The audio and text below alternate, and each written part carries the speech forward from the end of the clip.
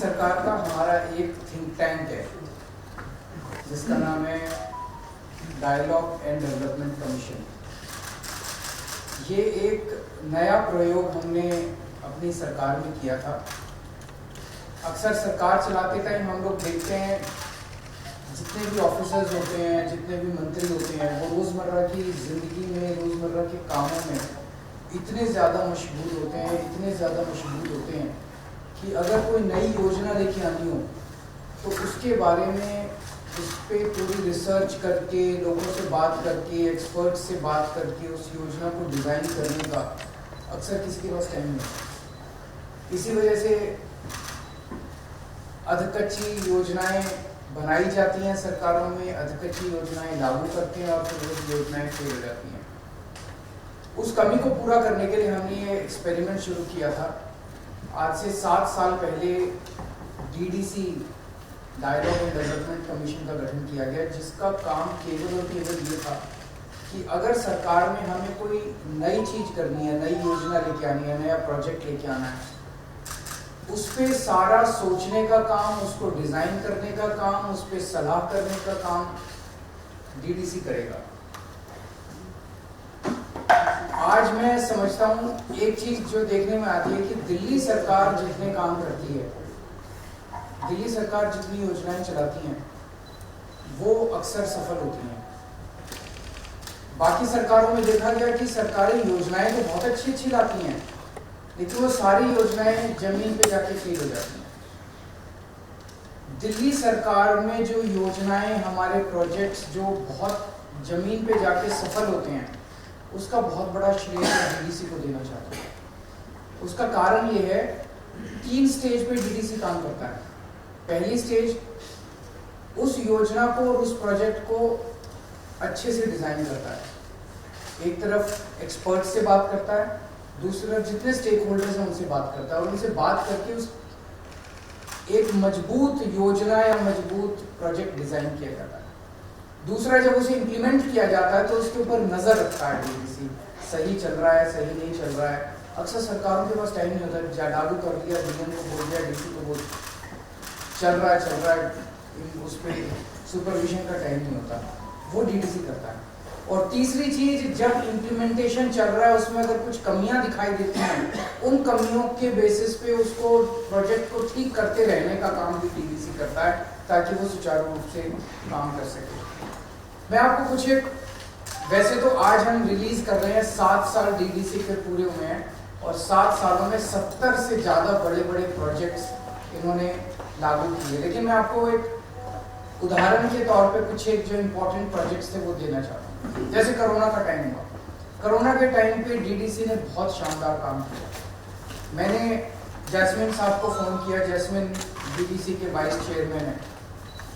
मैंने DDC jasmine को phone किया कि एक तरफ तो मजदूर लोग, बच्चे, युवा बेरोजगार घूम रहे हैं, उनके रोजगार नहीं है, और दूसरी तरफ बहुत सारी फैक्ट्रियां ऐसी हैं, बहुत सारे इस्टेब्लिशमेंट्स ऐसे हैं जो कि बंद हो रहे हैं क्योंकि उनके पास काम करने वाले नहीं है, वो रोजगार देना चाहते हैं।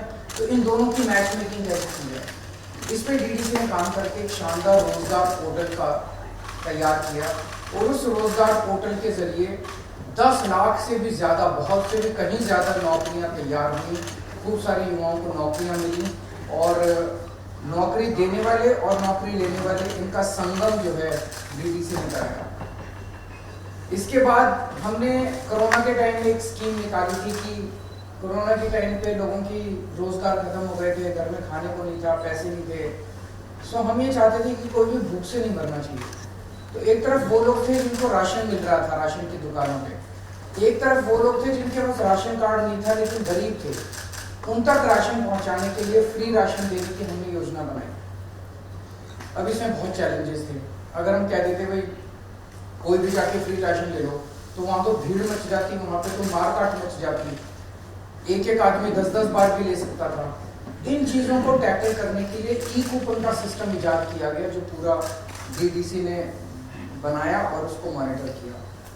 कोरोना के वक्त में हमने देखा कैट्स की एम्बुलेंस जो थी, एक एम्बुलेंस 55 मिनट का उनका आप अगर फ़ोन करो तो कम से कम 55 मिनट लगते थे उसको पहुंचने में।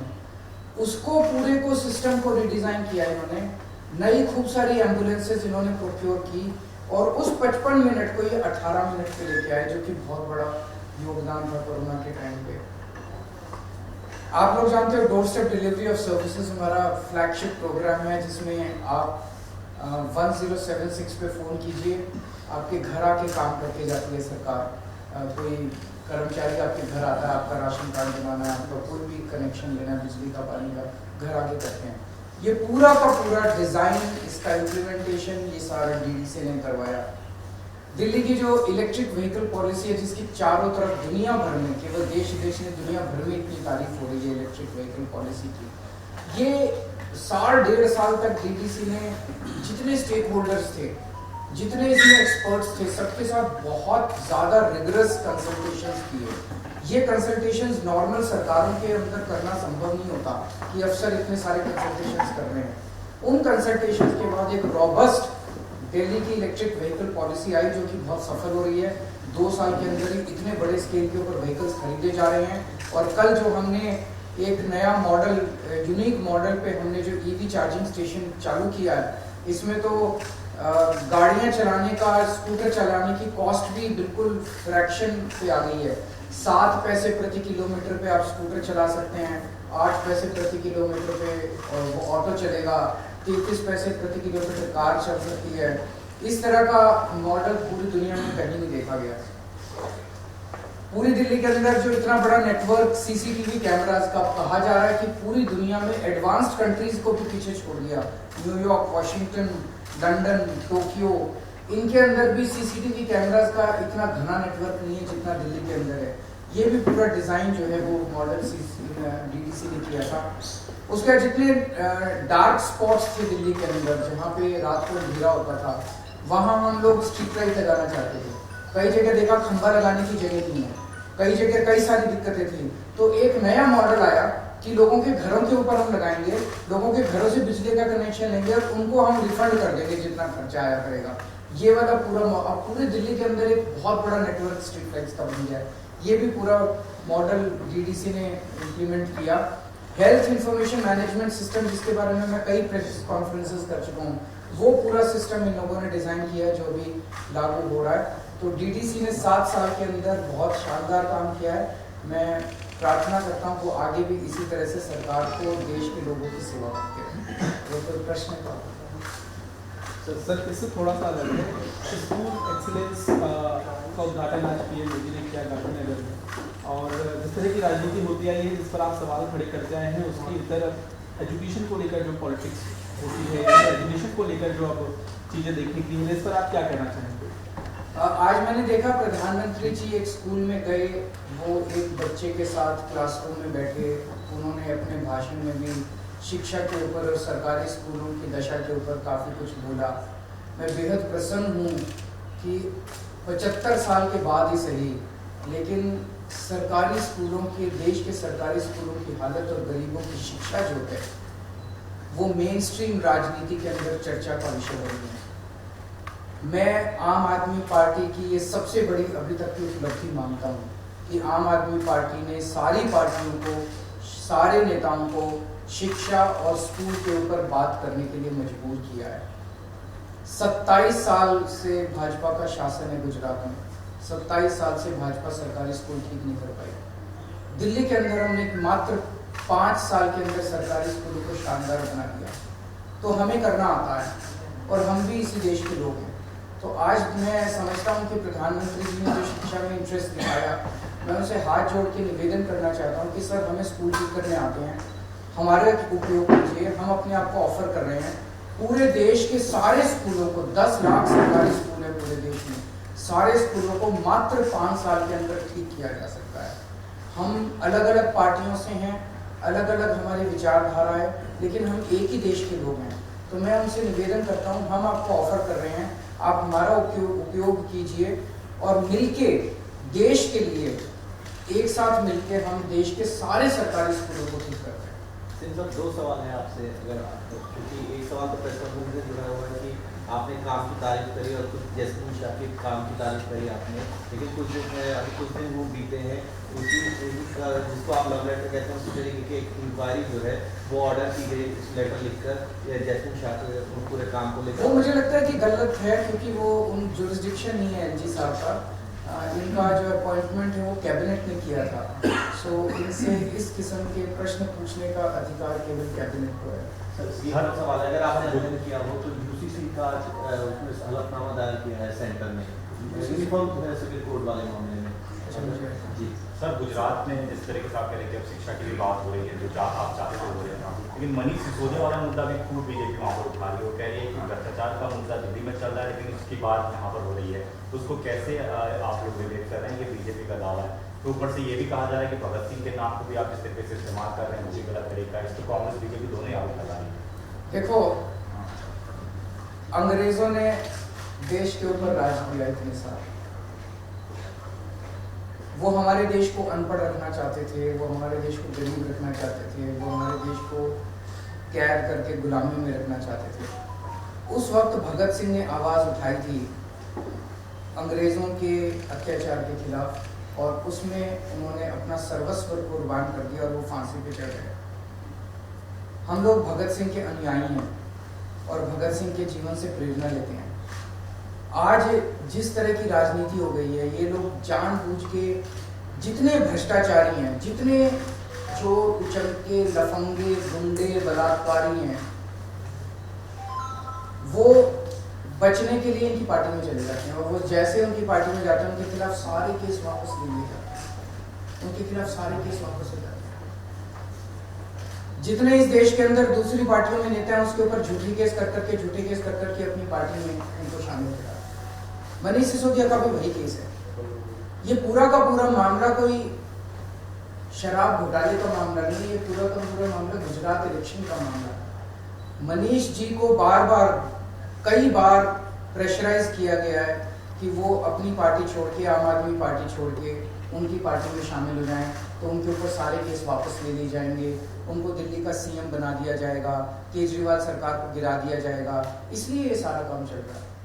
अगर मनीष सिसोदिया ने कुछ गड़बड़ की है तो उनके यहाँ रेड में कुछ क्यों नहीं निकला? उनके यहाँ इतनी रेड हो गई, 14 घंटे रेड चली, 9 घंटे उस दिन इन्होंने परसों इंटेरोगेशन किया, 13 घंटे पहले उनके घर में उन्होंने इंटेरोगेशन किया था, उसमें कुछ नहीं निकला, बैंक लॉकर में कुछ नहीं निकला। फिर ये सीबीआई वाले उनके गांव गए, गांव में पता किया भी कोई ज़मीन खरीदी हो मनीष सिसोदिया ने, वो कुछ नहीं। उसके पल्ले फक्कड़ आदमी है, उसके पल्ले धेला है नहीं, कह रहे हैं इतना बड़ा घोटाला किया, घोटाले का पैसा कहाँ है? तो सब कुछ फर्जी है, सब कुछ फर्जी है, केवल और केवल प्रेशर बनाने के लिए मनीष सिसोदिया को। उसको कहा जा रहा है कि देखो सत्येंद्र जैन पे भी तो कोई केस नहीं है, वो भी तो झूठा केस है, उस पर 6 महीने हो गए जेल में। तो मनीष सिसोदिया जेल जाने से नहीं डरता, सत्येंद्र जैन जेल जाने से नहीं डरते, इसलिए हम कहते हैं कि ये आज के भगत सिंह हैं। पंजाब में भी वहाँ के राज्यपाल वो भी दखल अंदाजी कर रहे हैं, ये तो सही नहीं है ना, ये तो जनतंत्र के खिलाफ है। राज्यपाल को हटाने की बात, ये पहली बार जनतंत्र के अंदर 70 साल में देखा जा रहा है कि किस तरह से उपराज्यपाल और राज्यपाल के जरिए ये लोग चुनी हुई सरकारों के अंदर इस तरह से, तो जनता चुन के आती है, जनता चाहती है भाई ये आदमी मेरा अनुयायी वो करे, मेरा नेता है और ये हमारा सॉल्व करे।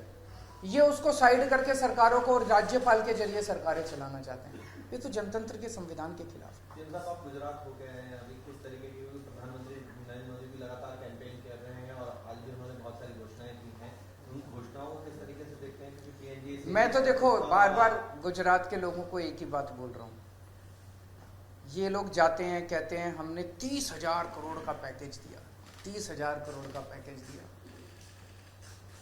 मेरे पास 30,000 करोड़ का पैकेज नहीं है देने के लिए, पर मैं गुजरात की जनता को इतना कह सकता हूँ कि आपके हर गुजरात के परिवार को, हर गुजरात के घर को महीने में मैं 30,000 रुपये का फ़ायदा जरूर करा दूँगा। इस 30,000 करोड़ का तो जनता को पता नहीं क्या फ़ायदा होगा, ठेकेदारों को खूब फ़ायदा होगा, ठेकेदार ऐश करेंगे, अफसर ऐश करेंगे, मंत्री ऐश करेंगे।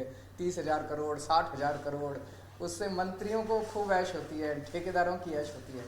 मैं हर परिवार का 30-30 हज़ार रुपये का फ़ायदा करा दूंगा, सबकी बिजली मुफ्त कर दूंगा, सबके बच्चों के लिए शानदार स्कूल बना दूंगा, अच्छी शिक्षा मिलेगी, फ्री शिक्षा मिलेगी, अच्छा सबके लिए दवाइयाँ इलाज फ्री कर दूंगा, हर महिला के अकाउंट में 1000-1000 रुपये डाल दूंगा, सबको मुफ्त में तीर्थ यात्रा करा दूंगा, हर परिवार का ख्याल रखूँगा मैं। सीएम साहब, आज देश की ग्रैंड ओल्ड पार्टी को नॉन गांधीयन प्रेसिडेंट मिला है, किस तरह से देखते हैं इस घटना को? बधाई हो खड़गे साहब को, और मैं उम्मीद करता हूँ कि वो अपनी पार्टी को अच्छे से चलाएंगे। सर, भारत का परिसीमन हो चुका है, एमसीडी चुनाव नजदीक है, किस तरह से आप देखते हो पार्टी की क्या कुछ है? आम आदमी पार्टी जीतेगी, भारी बहुमत से जीतेगी। इन्होंने जब हमारे पंजाब के चुनाव के बाद चुनाव होने थे एमसीडी के, तो उस टाइम इनको लग रहा था कि ये वाइप आउट हो जाएंगे, इसलिए इन्होंने ये सारी नौटंकी की। आखिरी मोमेंट पे चुनाव कमिश्नर को इन्होंने चुनाव का ऐलान करने से रोका, फिर ये बिल लेके आए, तीनों एमसीडी को एक कर दिया।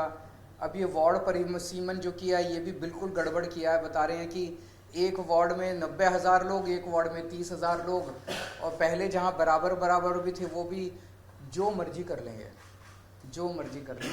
ऊपर वाला देख रहा है, इनके पाप का घड़ा भर चुका है, और जब ऊपर वाला अपनी झाड़ू चलाता है तो सारे, मैं कहता हूँ ना, ये कंस की औलाद है, ये सारे के सारे वाइप आउट हो जाएंगे, जो मर्जी कर लेंगे वाइप आउट होंगे।